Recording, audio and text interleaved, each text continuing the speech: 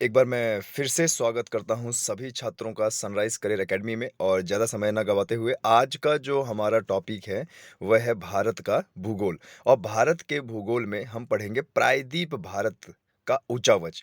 यानी प्रायद्वीप भारत की किस तरीके से ज़मीन है और किस तरीके की चट्टानें वहाँ पे पाई जाती हैं और कौन-कौन से भारत के जो प्रायद्वीप भारत है, जो दक्षिण भारत है, उसमें कौन-कौन सी चट्टानें पाई जाती हैं, कैसा हमारा घाट है और दिखने में ये कैसा है?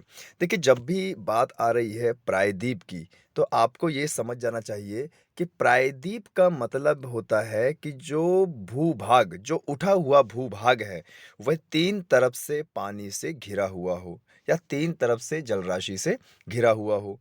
उसको हम क्या बोलते हैं? प्रायद्वीप बोलते हैं। अब जैसे अपने भारत को ही देख लेते हैं। भारत हमारा 3 तरफ से जलराशि से घिरा हुआ है और उभरा हुआ भाग है। प्रायद्वीप भारत जिसे बोलते हैं। और अगर हम अपने प्रायद्वीप भारत के यानी उभरे हुए भारत के पश्चिम साइड में देखेंगे तो हमें अरब सागर मिलता है। पूर्व साइड में देखेंगे तो बंगाल की खाड़ी मिलती है। दक्षिण साइड में देखेंगे तो हिंद महासागर मिलता है। 3 तरफ से पानी से घिरा हुआ है, उभरा हुआ भाग है, तो क्या कहलाया? प्रायद्वीप कहलाया। चलिए आगे बढ़ते हैं। तो जैसा कि सनराइज़ करियर अकेडमी चित्रकूट जिला उत्तर प्रदेश की नंबर 1 अकेडमी है, जहाँ पर 40 से भी ज़्यादा कोर्सेज़ एक ही छत के नीचे कराए जाते हैं और हाल ही में अभी उत्तर प्रदेश पुलिस के मेगा बैच चल रहे हैं। आगामी 26,210 पद के लिए और साथ ही साथ 8,085 लेखपाल मुख्य परीक्षा के पद के लिए ज़ोरदार तैयारी चल रही है। तो जो भी छात्र इच्छुक हो उत्तर प्रदेश पुलिस में या लेखपाल में अपना करियर बनाने के लिए तो वह जल्द से जल्द अकेडमी जॉइन करें। और एक चीज़ मैं और बताना चाहूँगा कि सनराइज़ करियर अकेडमी करवी चित्रकूट में विशेषज्ञों द्वारा अध्ययन कराया जाता है। जैसे हमारा एक यूपी पीसीएस का बैच जो रिसर्च बैच कहलाता है, दोपहर 3 बजे से लेके शाम के 8 बजे तक चलता है, जिसमें हमारे तमाम एक्सपीरियंस टीचर जिनको लगभग 20-20, 22-22 साल का एक्सपीरियंस है, वह क्लासेस दे रहे हैं और अपना योगदान दे रहे हैं। चित्रकूट के पिछड़े क्षेत्र को आगे बढ़ाने के का काम कर रहे हैं। और जैसा कि मैं बताना चाहूँगा, सनराइज़ करियर अकेडमी विगत 2 वर्षों में रिकॉर्ड तोड़ सिलेक्शन इंडियन आर्मी में दिए। हमारे हाल ही में 11 सिलेक्शन इंडियन आर्मी में हुए हैं, जो कि पहले चित्रकूट क्षेत्र में इक्का-दुक्का सिलेक्शन हुआ करता था। ये अपने आप में एक बहुत बड़ी उपलब्धि है। जैसे संविधान और मूल विधि आदरणीय कैप्टन सर द्वारा, जो कि मैनेजिंग डायरेक्टर हैं सनराइज़ करियर अकेडमी के, भूगोल और इतिहास का अध्ययन लवलेश सर द्वारा। और जैसा कि मैं मैथ और रीज़निंग पढ़ाता हूँ, करंट अफ़ेयर्स और जैसे मैथ एंड रीज़निंग हमारे राम नरेश सर द्वारा। चलिए आगे बढ़ते हैं। और हिंदी हमारे जो है 22 साल के एक्सपीरियंस के साथ आचार्य सर द्वारा कराई जाती है। तो जो भी छात्र यूपी पीसीएस जैसे बड़े-बड़े एग्ज़ाम में अपना करियर बनाना चाहते हैं, वो जल्द से जल्द सनराइज़ करियर अकेडमी में जॉइन करें। सनराइज़ करियर अकेडमी में हर विषय शून्य स्तर से पढ़ाया जाता है। चलिए, अब समय ज़्यादा ना लेते हुए आगे बढ़ते हैं। देखिए, जैसे मैं प्रायद्वीप की बात कर रहा हूँ, तो देखिए इस चित्र में आपको हमारे भारत का हिस्सा दिख रहा होगा और ये हमारे भारत का कुछ ये हिस्सा, ये जो त्रिकोणीय आकार का है, इसी को हम बोलते हैं प्रायद्वीप भारत। अब देखिए, एक तरफ यह बंगाल की खाड़ी और एक तरफ यह अरब सागर और एक नीचे की तरफ से यह हिंद महासागर से घिरा हुआ है। तो ये वाला जो हिस्सा है, जो गुजरात से लेके सीधे बंगाल तक गया हुआ है, यही हमारा क्या है, प्रायद्वीप भारत है। अच्छा, सैटेलाइट की इमेज है, आप ज़रा इसमें देखिए कि हमारा जो भारत है वह किस तरह से दिख रहा है। देखिए हमारे भारत में ये जो उठा हुआ भाग है, यह हमारा दक्षिण का पठार कहलाता है, पठारीय भाग है। ये समुद्र तल से उठा हुआ भाग है। और आपको बता दें कैम्ब्रियन युग में कार्बोनिफेरस काल से भी पहले का ये बना हुआ है और लगातार लावा के उद्गार से और लगातार लावा के बहाव से परतदार परत लावा के बहाव से यह हमारा लावा का पठार बना हुआ है, जिसको हम बोलते हैं हमारा दक्षिण का पठार। और इसका आकार कैसा है? त्रिकोणीय आकार है। एक बार फिर मैं आपको बताना चाहूँगा कि ये जो हमारा प्रायद्वीप भारत है, ये पश्चिम में गुजरात से लेकर और यहाँ पर तमिलनाडु और केरला से होते हुए आंध्र प्रदेश, उड़ीसा से लेके बंगाल तक फैला हुआ है। इसके पूर्व में है हमारा बंगाल की खाड़ी और इसके पश्चिम में है अरब सागर और दक्षिण में है हिंद महासागर। देखिए जिस तरीके से इसमें उठा हुआ ये भाग दिख रहा है, तो ये क्या है, हमारा प्रायद्वीप है। और क्योंकि हमारा जो भारत है, वह बंगाल की खाड़ी से अपना तट बना रहा है और अरब सागर से अपना तट बना रहा है। तो इन दोनों तट को हमने नाम दे दिया। जो हमारा तट पूर्व में है, उसे हमने बोल दिया पूर्वी घाट और जो हमारा पश्चिम में है, उसे हमने नाम दे दिया पश्चिमी घाट और इसी को क्षेत्र के हिसाब से हमने बाँट दिया। जैसे गुजरात का यह यहाँ से लेके गोवा तक, गुजरात से लेके गोवा तक हमारा जो तट है, ये कोंकण तट कहलाएगा। और कोंकण से ये गोवा से लेकर तमिलनाडु तक यह मालाबार तट कहलाएगा और ये आंध्र प्रदेश और बंगाल की खाड़ी वाला ये वाला हिस्सा ये कोरोमंडल तट कहलाता है। बहुत सारे क्वेश्चन आपके इसमें आज आएँगे, इसको मैं चर्चा करूँगा। और आगे बढ़ते हैं, ज़रा-सा इसको देखते हैं। देखिए, हमारे भारत की कुछ इस तरीके से स्थिति है, जहाँ ये गुजरात से लेकर राजस्थान, पंजाब और ल जम्मू कश्मीर केंद्र शासित प्रदेश, लेह लद्दाख केंद्र शासित प्रदेश से होते हुए, यह सीधे चाइना, नेपाल, भूटान बॉर्डर बनाते हुए और ये हमारा जो भारत है, ये हमारा कैसा है, मुख्य भूमि है भारत की, जो कि थल से जुड़ी हुई है। हमारे भारत में अंतर्राष्ट्रीय बाउंड्री भी बनती है और तटीय रेखा भी बनती है। टोटल 7 देश हमारे देश से अंतर्राष्ट्रीय रेखा बनाते हैं। जैसे यहाँ पे अगर बात करें पाकिस्तान, अफ़गानिस्तान, चाइना, नेपाल, भूटान, बांग्लादेश और म्यांमार। ये काफ़ी बार एग्ज़ाम में आया हुआ है कि कितने देश भारत के साथ अंतर्राष्ट्रीय सीमा बनाते हैं। तो टोटल 7 देश। ख़ैर आज का ये विषय हमारा नहीं है। हमारा आज का जो विषय है वो है प्रायद्वीप भारत। तो देखिए इस इमेज में आपको बहुत अच्छे से हमारा जो है प्रायद्वीप भारत दिख रहा होगा। देखिए गुजरात से लेकर त्रिकोणीय आकार का और यहाँ बंगाल तक ये हमारा प्रायद्वीप भारत है। ये देखिए एक तरफ बे ऑफ बंगाल यानी अरब की बंगाल की खाड़ी और इधर हम बात करेंगे हमारा अरब सागर और नीचे क्या है हिंद महासागर। तो इसी को बोलेंगे हम प्रायद्वीप भारत। अब क्योंकि देखिए हमारा भारत पहले गोंडवाना धरती का हिस्सा था और आज से लगभग 13 से 16 करोड़ वर्ष पहले आज से लगभग 13 से 16 करोड़ वर्ष पहले जब गोंडवाना धरती पर दरार पड़ी और दरार पड़ने की वजह से एक भ्रंश पड़ा और हमारा भारत दक्षिण अफ्रीका यानी अफ्रीका महाद्वीप से टूटकर यह उत्तर और उत्तर पूर्व की दिशा की ओर बढ़ा और जब यह धीरे-धीरे आगे बढ़ता गया, तो जो टीथिस नाम का सागर ये तिब्बत के पास बना हुआ था, इसका मलबा धीरे-धीरे उठा और मलबा धीरे-धीरे उठने की वजह से टीथिस सागर की समाप्ति हुई और आगे-आगे जैसे-जैसे हमारा भारत आगे बढ़ता गया, तो हमारे भारत का ये वाला हिस्सा, ये जिसमें मैं पॉइंट आउट कर रहा हूँ, ये आगे तिब्बत के पठार से जो कि एकदम ग्रेनाइटिक चट्टान से बना हुआ है, तिब्बत के मजबूत पठार से टकराया और टकराने के बाद इसमें वलित और फ़ोल्ड यानी बोल सकते हो मोड़दार पर्वतों का निर्माण हुआ, इस तरीके से। तो जैसे एक लाइन सी बन जाती है, चाप के आकार की लाइन बन जाती है, उसी तरीके से जब हमारा भारत टकराया, तो ये यहाँ से पामीर के पठार से सीधे नामचा बरुआ और नामचा बरुआ से एकदम तीव्र ढाल ले ली, जिसको सिंटेक्सियल बेंड कहा जाता है और ये समुद्र के नीचे-नीचे अंडमान निकोबार में भी ये गया। टोटल 2500 से 3000 किलोमीटर लंबाई की ये जो है मोड़दार पर्वत बने, कुछ समुद्र के अंदर और कुछ समुद्र के नीचे। लेकिन आज हम जिस चीज़ की बात करने जा रहे हैं, वो है हमारा प्रायद्वीप भारत, ये त्रिकोणीय आकार का प्रायद्वीप भारत। अब देखिए, जब हमारा भारत ये तिब्बत के पठार से टकराया, तो हमारे भारत में क्या हुआ? हमारे भारत का ये जो पश्चिमी घाट है, यह भाग उठा और यह भाग हमारा जो नेपाल के आसपास का है, वह धँसा। नतीजा क्या हुआ? कई सारी नदियों ने हमारे मोड़ लिया। बहुत सारी नदियाँ जो है धीरे-धीरे क्योंकि ढाल पूर्वी घाट की तरफ हो गई तो बहुत सारी नदियाँ जो है बंगाल की खाड़ी में गिरने लगी और बंगाल की खाड़ी में गिरने लगी नतीजा अच्छा खासा अवसाद बहा के लाई और इधर बंगाल की खाड़ी में डेल्टा का निर्माण किया। जैसे हमारी एक नदी है जो कि ये गंगोत्री ग्लेशियर से आती है उत्तराखंड से होते हुए उत्तर प्रदेश और बांग्लादेश में गिरती है गंगा नदी और एक नदी हमारी आती है मानसरोवर झील से इधर सांगपो कहलाती है और नामचा बरुआ से टर्न लेती है अरुणाचल प्रदेश असम होते हुए सीधे कहाँ गंगा में मिल जाती है और यह दुनिया का सबसे बड़ा डेल्टा बनाती है जिसे बोलते हैं सुंदरबन का डेल्टा जो कि फेमस है हमारे सुंदरी वृक्ष के लिए। ठीक है, आगे बढ़ते हैं क्योंकि हमें अपने प्रायद्वीप भारत को पढ़ना है अच्छे से, तो टोटल हमारे 9 राज्य गुजरात से लेके इधर बंगाल तक टोटल 9 राज्य हमारे प्रायद्वीप भारत से अपने तट के साथ बाउंड्री बनाते हैं और यहीं पर ये हमारा ये डेक्कन ट्रैप या फिर बोल सकते हो दक्षिण का पठार जो कि त्रिकोणीय आकार का है।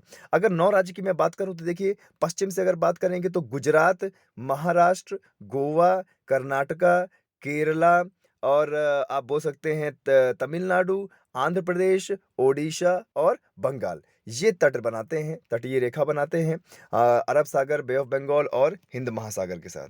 चलिए, अब हम बात करते हैं कि आखिरकार ये जो हमारा प्रायद्वीप भारत है, इसका निर्माण कौन से काल में हुआ और इसमें आज कौन-कौन से तंत्र की चट्टानें पाई जाती हैं? जैसे गोंडवाना तंत्र, जैसे कडप्पा तंत्र, जैसे आप बोल सकते हैं धारवाड़ तंत्र। तो कहाँ पर किस रीजन में कौन-सी चट्टानें पाई जाती हैं और आज उसका इस्तेमाल क्या है, ये सब हम इसमें पढ़ेंगे। चलिए, आगे बढ़ते हैं। तो देखिए, ये है हमारा एक तरीके से आप बोल सकते हो प्रायद्वीप भारत। इसको देख लीजिए गुजरात से लेकर ये सीधे गुजरात से लेकर कहाँ पे गया है? ये यहाँ पे केरला होते हुए, तमिलनाडु होते हुए आंध्र प्रदेश और ये बंगाल तक गया हुआ है, ठीक है? त्रिकोणीय आकार का है। प्रायद्वीप भारत 3 तरफ से पानी से घिरा हुआ है, उच्च भूमि है। आगे बढ़ते हैं। देखिए, अब भारतीय प्रायद्वीप की उत्पत्ति एवं उच्चावच के बारे में बात करेंगे तो आज देखिए बहुत सारे जो भूगर्भवेत्ताओं हैं, उनके अनुसार अगर हम देखें तो हमारे भारतीय प्रायद्वीप का जो निर्माण है वो कार्बोनिफेरस काल से भी पहले का है और ये एक तरीके से गोंडवाना लैंड का एक भाग था, जो अफ्रीका से जुड़ा हुआ था। अब क्योंकि गोंडवाना इसलिए बोलते हैं क्योंकि यहाँ पर गोंड जनजाति पाई जाती थी, तो उसी के नाम पर इस धरती को रखा। और आज से लगभग 13 से 16 करोड़ वर्ष पहले जब हमारा भारत उस अफ्रीका से टूटा, दरार पड़ी, तो उसके बाद वह धीरे-धीरे उत्तर और उत्तर-पूर्व की ओर गतिमान हो गया। जैसे देखिए बहुत सारे भूगर्भवेत्ता मानते हैं कि हमारे प्रायद्वीप भारत की जो चट्टानें हैं वह आर्कियन युग की है। आर्कियन युग की है, कहने का मतलब कि ये जो हमारा भारत है, भारत के प्रायद्वीप भारत की जो भूमि है, ये कभी भी सागर मग्न नहीं रहा है। इसमें कभी भी सागर नहीं आया है। और इसका धीरे-धीरे जब भ्रंश पड़ा और ये धीरे-धीरे आगे बढ़ता गया तो धीरे-धीरे इसने विस्थापन किया और धीरे-धीरे हमारे भारत की भूमि पर वलन पड़े, यानी फोल्ड हुआ और भ्रंश घाटियाँ पड़ी और ये जो भ्रंश घाटियाँ हैं आज धारवाड़ और गोंडवाना तंत्रों में जैसे नर्मदा घाटी, तापी घाटी, सोन नदी में देखी जा सकती है। और देखिए भ्रंशित घाटी हैं, दरार वाली घाटी हैं और इसी से हमारी नर्मदा और तापी नदी बहते हुए अरब सागर में विलीन हो जाती है और यही कारण है कि ये नदियाँ भ्रंशित घाटी से बहते हुए डेल्टा का निर्माण नहीं करती अपितु किसका निर्माण करती है? ये करती है एस्चुरी का निर्माण करती है। ठीक है? यहाँ तक आपको समझ में आया?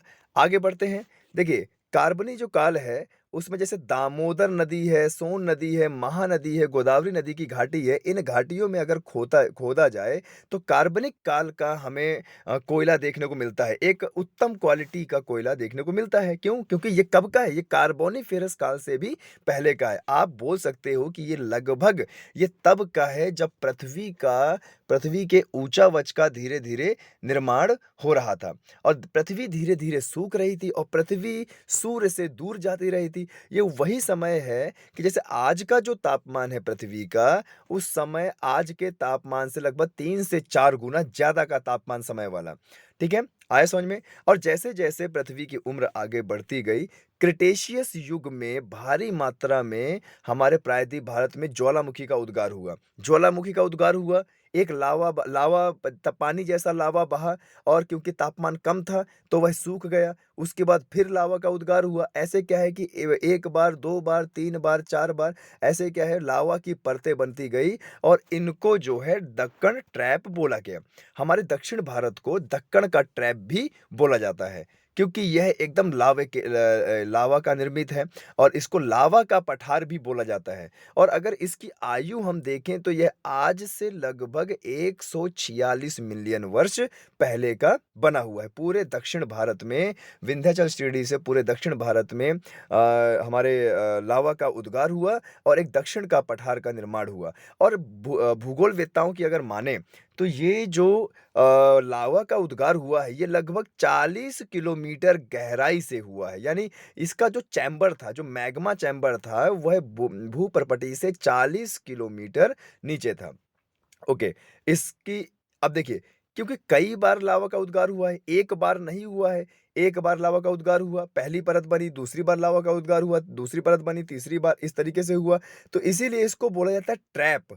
यानी उसमें जो जीव और जो पेड़-पौधे रहे होंगे, वो बार-बार दबे होंगे और बार-बार दबे होने की वजह से उसको डेक्कन ट्रैप बोला जाता है। तो कहीं न कहीं इसकी मोटाई अधिक है और कहीं-कहीं इसकी मोटाई कम है। कहीं-कहीं इस लावा की मोटाई 40 कहीं-कहीं हज़ारों मीटर भी पाई जाती है। आगे बढ़ते हैं। देखिए, अगर हम अपने प्रायद्वीप भारत की चट्टानों की बात करें, तो हमारे भारत में प्रायद्वीप भारत में अलग-अलग तंत्र की चट्टानें पाई जाती है, अलग-अलग समय की जो है चट्टानें पाई जाती हैं। क्योंकि देखिए, जैसा कि मैंने बताया कि जो हमारा भारत है, वह गोंडवाना धरती का हिस्सा था और गोंडवाना धरती तो तब से है, जब से इस पृथ्वी का धीरे-धीरे निर्माण हो रहा था। कहते हैं कि पहले हमारी जो पृथ्वी है, वह आग का गोला थी और अब जो हमारी जो पृथ्वी है, वो आग का गोला तो नहीं है, लेकिन धीरे-धीरे सूर्य से दूर होती गई, तो तापमान भी कम होता गया। जब हमारी पृथ्वी सूर्य से दूर जा रही थी, तो उसके बाद जब तापमान धीरे-धीरे ठंडा हो रहा था और जो खौलता हुआ लावा था, वह धीरे-धीरे ठंडा हो रहा था और कोई भी चीज़ जब ठंडी होती है, तो वह सिकुड़ती है। नतीजा हमारे पूरी पृथ्वी में ऊँचा-आवाज़ का निर्माण हुआ। तो उसी समय का हमारा प्रायद्वीप और जैसे आप अरावली की श्रेणियाँ हैं, ये भी बोल सकते हैं, ठीक है? अब देखिए, एक-एक करके इसमें पढ़ते हैं। जैसे आर्कियन समूह की चट्टानें, आर्कियन समूह की चट्टानें जो कि आर्कियन युग में बनी थी, ठीक है? और आप बोल सकते हो कि इसमें जो अधिकतर चट्टानें हैं, जो नाइस है हमारा, नाइस इसकी परिवर्तित चट्टानें हैं। और ये चट्टानें अगर देखा जाए तो हमारे प्रायद्वीप भारत में जैसे तमिलनाडु, नीलगिरी, कर्नाटक, आंध्र प्रदेश, तेलंगाना, महाराष्ट्र और छोटा नागपुर के पठार, ओडिशा, पश्चिम बंगाल, आप बोल सकते हो कि जो विंध्याचल श्रेणी के नीचे जितने भी राज्य हैं, सभी राज्यों में हमारे आर्कियन समूह के चट्टानें पाई जा रही हैं। ये चीज़ हुआ। जैसे देखिए, पश्चिमी भाग, बंगाल का पश्चिमी भाग, झारखंड, छत्तीसगढ़, मध्य प्रदेश, बुंदेलखंड और अरावली पर्वत में विद्यमान है। आर्कियन युग के समय, ये वही समय है जब पृथ्वी के ऊंचा-आवाज़ का धीरे-धीरे निर्माण हो रहा था। आगे बढ़ते हैं। जैसे बंगाल नाइस, जिसको खोंडोलाइट भी बोला जाता है, ये प्राप्त होता है हमें इस युग का। और प्रायद्वीप के पूर्वी घाट में पाई जाती है बंगाल नाइस। भारत के प्रायद्वीप में पूर्वी घाट में पाया जाता है। अब देखिए, आपको बता दें, ये जो चट्टानें हैं, ये गैर धात्विक खनिज एवं बहुमूल्य पत्थर होते हैं, ठीक है? जिनको घरों में लगाया जाता है या फिर आप बोल सकते हो इसका काफ़ी ज़्यादा आयात-निर्यात किया जाता है। तो ये आर्थिक रूप से भी संपन्न चट्टानें आप इनको कह सकते हो और इनमें जो है कई प्रकार के खनिज भी पाए जाते हैं। अब दूसरा देखते हैं, धारवाड़ तंत्र का जो है चट्टानें, कि धारवाड़ तंत्र में कौन-सी चट्टानों का निर्माण हुआ। चलिए इसको देख लेते हैं।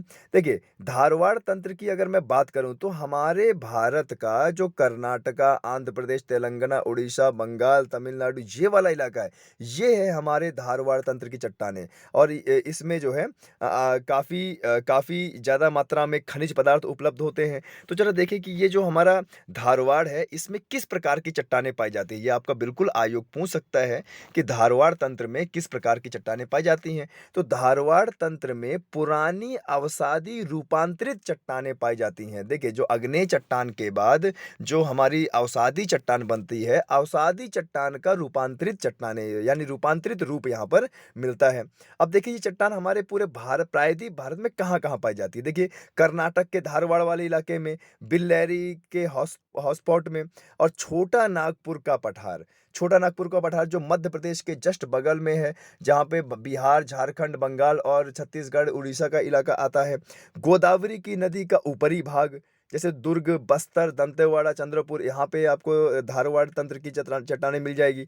यहाँ तक कि अरावली पर्वत श्रेणी में भी आपको धारवाड़ तंत्र की चट्टानें मिलेगी, ठीक है?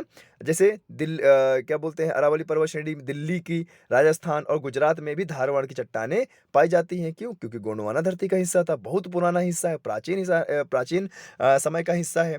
तो धीरे-धीरे समय गुजरने के बाद जो अवसादी चट्टानें हैं, उन्होंने रूपांतरण किया और रूपांतरित चट्टानें यहाँ पर पाई जाती हैं। और ध्यान दीजिएगा, रूपांतरित चट्टानें जो होती हैं, वह परतदार चट्टानें होती हैं, बहुत सारी परतें होती हैं और इसमें अत्यधिक मात्रा में खनिज पदार्थ पाया जाता है, ठीक है? अब देखिए, खनिज पदार्थ की अगर मैं बात करूँ, तो देखिए इसमें लोहा, तांबा, मैंगनीज़, अभ्रक, चांदी, सोना, जस्ता, सीसा, प्लेट, एस्बेस्टस, संगमरमर, चूना पत्थर इस सब में पाया जाता है, ठीक है? देखिए, आप चाहें तो इस वीडियो को पॉज़ करके ये अच्छा खासा जो नोट्स है, इसको आप बना सकते हैं। ये बहुत ज़्यादा इम्पोर्टेंट है और आप चेक कर सकते हैं किसी न किसी एग्ज़ाम में, इसमें से बहुत सारे पॉइंट निकल निकल के आ सकते हैं और पूछे जा सकते हैं। चलिए, आगे बढ़ते हैं। कडप्पा तंत्र। देखिए कडप्पा तंत्र ये भी हमारा प्रायद्वीप भारत का ही हिस्सा है और कडप्पा तंत्र की भी चट्टानें यहाँ पर पाई जाती है। कडप्पा तंत्र की चट्टानें आंध्र प्रदेश एवं तेलंगाना की नदी घाटियों में पाई जाती हैं, नदी बेसिनों में पाई जाती हैं, जैसे पैनगंगा और गोदावरी नदियों की निचली घाटियों में कडप्पा तंत्र की चट्टानें पाई जाती हैं। ओडिशा की तलचर श्रेणी में पाई जाती है कडप्पा तंत्र की चट्टानें, जैसे महानदी, ब्राह्मणी नदी जो कि बंगाल की खाड़ी में गिरकर अपना अवसाद बहाती है, यहाँ पर आपको कडप्पा तंत्र की चट्टानें मिल सकती हैं और नर्मदा सोन नदी की घाटियों में भी ऊपरी भाग में भी हमें कडप्पा तंत्र की चट्टानें मिल सकती हैं। अब जैसे कि बार-बार अरावली का नाम आ रहा है, तो आप सभी लोगों को ये पता होना चाहिए कि अरावली उन सभी प्राचीनतम श्रेणियों में से एक है जो सबसे पहले इस पूरे विश्व में बनी है।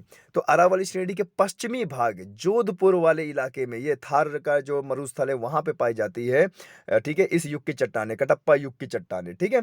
जोधपुर के आसपास ये चट्टानें पाई जाती हैं, चूना पत्थर पाया जाता है, इमारती चट्टानें मतलब जिससे इमारत बनाई जाती है, सजावटी चट्टानें इसमें मिलती हैं और ध्यान दीजिएगा सभी के सभी अवसादी का रूपांतरित चट्टान पाई जा रही है, ठीक है? ध्यान दीजिएगा और सबसे बड़ी खास बात ये है कि कडप्पा तंत्र में की चट्टानों के बीच में घटिया प्रकार का मतलब खनिज पदार्थ पाया जाता है। घटिया प्रकार का लोहा, मैंगनीज, अभ्रक, तांबा, एस्बेस्टॉस ये सब पाया जाता है, ठीक है? इसके बाद हम पढ़ते हैं हमारा विंध्यन तंत्र। विंध्यन तंत्र याद कीजिए, विंध्या श्रेणी अगर जैसे मैं बात करूँ जैसे ये हमारा जो है मैप है, तो मैप में अगर हम देखेंगे तो ये गुजरात से लेके सीधे इधर बिहार तक ये लंबी जो श्रेणी पहाड़ों की जो श्रेणी पर्वत श्रेणी गई है, इसी को बोलते हैं विंध्या श्रेणी। और कई बार ये एग्ज़ाम में आया भी हुआ है कि कौन-सी पर्वत श्रेणी भारत को लगभग 2 बराबर हिस्सों में बाँटती है, तो वो है विंध्याचल पर्वत श्रेणी, जिसका सबसे ज़्यादा विस्तार मध्य प्रदेश रीजन में है। वैसे अगर देखा जाए तो इसमें राजस्थान का इलाका, गुजरात का इलाका, मध्य प्रदेश, छत्तीसगढ़, झारखंड, बिहार, बंगाल, बिहार तक का जो है इसमें क्षेत्र आता है। लेकिन सबसे ज़्यादा जो इसका विस्तार है वह कहाँ पे है? मध्य प्रदेश में है, ठीक है? तो ये आप फिर से एक बार देख लीजिए जो हमारे भारत को 2 भागों में बाँटती है, वह है विंध्यन श्रेणी। आया समझ में? ये कई बार एग्ज़ाम में आया भी हुआ है। ओके, आगे बढ़ते हैं। देखिए, जो विंध्यन श्रेणी है, वो मध्य प्रदेश की उच्च भूमि है, विंध्या पर्वतमाला और इसमें आप बोल सकते हैं इसमें कई सारी नदियों का भी उद्गम हुआ है, जैसे अमरकंटक से जैसे सोन नदी, जैसे आपका नर्मदा नदी, तापी नदी, ये सब नदी यहाँ से निकली है। अच्छा, अगर हम इसकी बात करें तो मध्य प्रदेश के उच्च भूमि प्रदेश को विंध्याचल पर्वतमाला कहा जाता है, ठीक है? ये चीज़ समझ में आया आपको? और विंध्यन पर्वत पश्चिम में राजस्थान और गुजरात से लेकर बिहार के सासाराम तक ये फैला हुआ है। इतनी बड़ी पर्वत श्रृंखला है और भारत को 2 बराबर हिस्सों में बाँटती है। आप चाहें तो वीडियो पॉज़ करके इसको नोट्स बना सकते हैं। आगे बढ़ते हैं। देखिए, इसकी एक भुजा चंबल सोन नदी में फैली हुई है। चंबल, याद कीजिए चंबल हमारे यमुना नदी की सबसे बड़ी सहायक नदी। छत्तीसगढ़ के बस्तर जिले में कई स्थानों पर इसके अवसादी और परतदार चट्टानें पाई जाती हैं। देखिए बहुत इंपॉर्टेंट पॉइंट है, कई बार एग्जाम में आया हुआ है। विंध्यन तंत्र में कॉन्ग्लोमेरेट चट्टानें में हीरे पाए जाते हैं। आपने देखा होगा मध्य प्रदेश के पन्ना जिले में बहुत सारे हीरे की खदान है, बहुत सारा हीरा वहाँ से निकाला जाता है। हीरे के लिए ही पन्ना शहर फेमस है। ये चीज़ है। आगे बढ़ते हैं। मध्य प्रदेश के पन्ना जनपद में ये देखिए आ गया नाम, बहुमूल्य हीरों की खदानें हैं और वहाँ से हीरा निकाला जाता है, तराशा जाता है, सजावटी हीरे हैं और उनको निकाले जाते हैं और बेचा जाता है और हमारे देश को आर्थिक रूप से मदद मिलती है। विंध्या तंत्र की चट्टानें जैसे चीनी मिट्टी, लाल रंग का इमारती पत्थर इन सब के लिए प्रसिद्ध है। जैसे अगर बात करें तो बलुआ पत्थर यहाँ से बहुत ज़्यादा पाया जाता है। तो जो दिल्ली का लाल किला, जामा मस्जिद, बिड़ला मंदिर, आगरा का किला, फतेहपुर सीकरी, सिकंदरा ये सब किसका बना हुआ है? ये सब बलुआ पत्थर का बना हुआ है। बालू के पत्थर जो बालू जैसा दिखता है लेकिन समय होने की वजह से यह अवसादी चट्टान बन गया है। अवसाद से आग्नेय चट्टान से सीधे क्या बन गया है? अवसाद चट्टान। और अवसादी से फिर यह इसने किसका रूप ले लिया है? बलुआ पत्थर का रूप ले लिया है। आया समझ में? अब देखिए आगे बढ़ते हैं। जैसे सांची का स्तूप भी इसी पत्थर का बना हुआ है, ठीक है? इसको रेड स्टोन भी बोला जाता है, लाल बलुआ पत्थर। अब आते हैं गोंडवाना तंत्र, कि गोंडवाना तंत्र क्या है?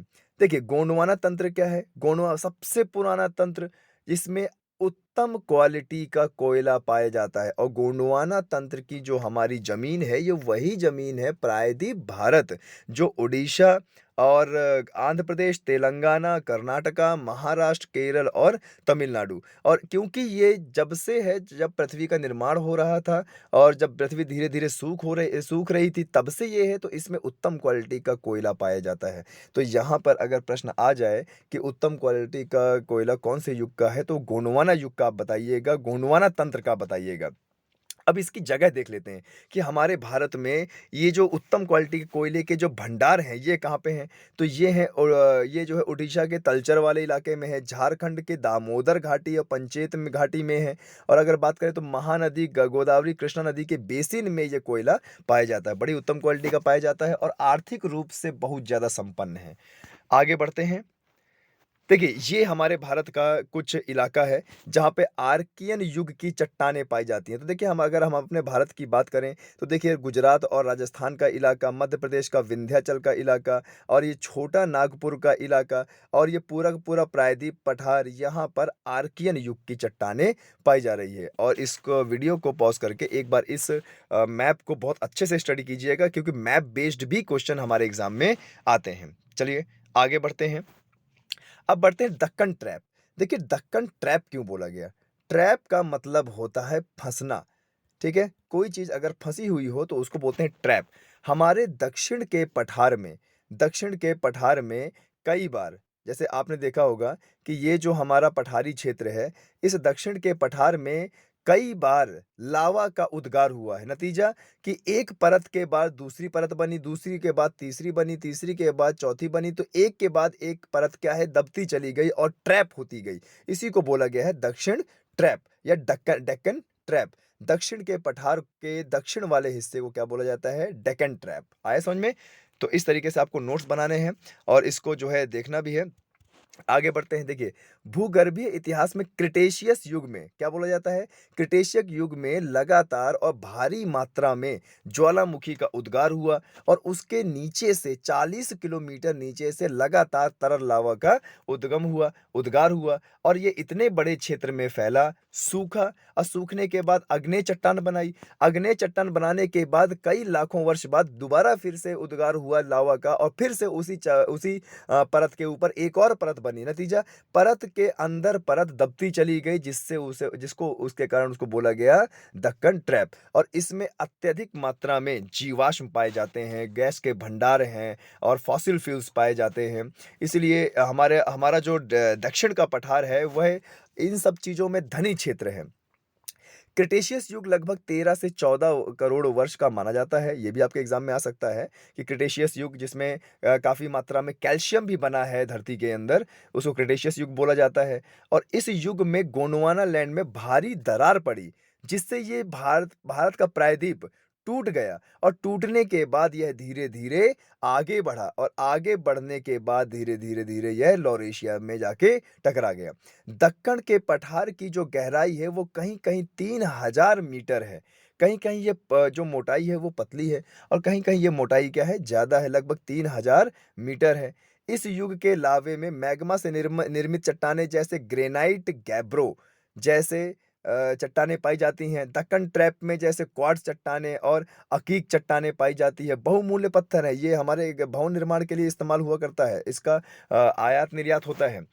टर्शरी युग बोलते हैं, तृतीय युग बोलते हैं, ठीक है? तृतीय तंत्र बोलते हैं।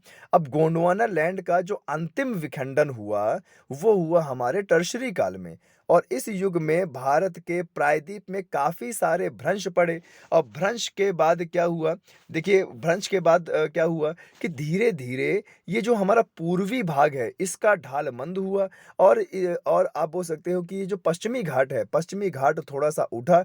नतीजा क्या हुआ, हमारी कई सारी जो नदियाँ हैं, उन्होंने अपना रुख बदला और वह पश्चिम से सीधे बहने लगी पूर्व की ओर। जिसके कारण क्या हुआ, मैदानी क्षेत्र मिला और मैदानी क्षेत्र में बहने के बाद अत्यधिक मात्रा में उन्होंने अवसाद बहा के बंगाल की खाड़ी में इकट्ठा किया। नतीजा क्या हुआ कि बंगाल की खाड़ी में डेल्टाओं का निर्माण हुआ, भूमि का निर्माण हुआ, द्वीप का निर्माण हुआ और यही तो कहते हैं कि पूरे विश्व का जो सबसे बड़ा दक्षिण का सबसे बड़ा डेल्टा है, वह सुंदरबन का डेल्टा है।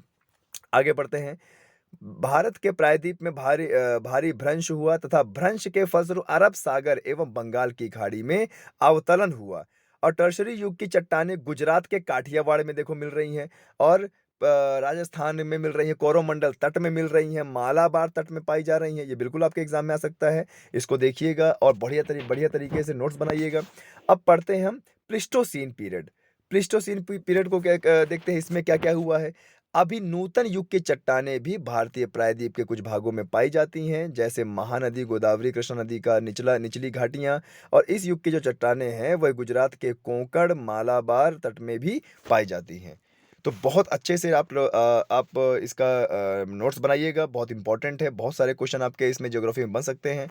तो आज के लिए हमारे प्रायद्वीप भारत का पार्ट 1 था ये और इसके बाद मैं और भी वीडियोज़ लेके आता रहूँगा। तब तक के लिए जय हिंद, जय भारत।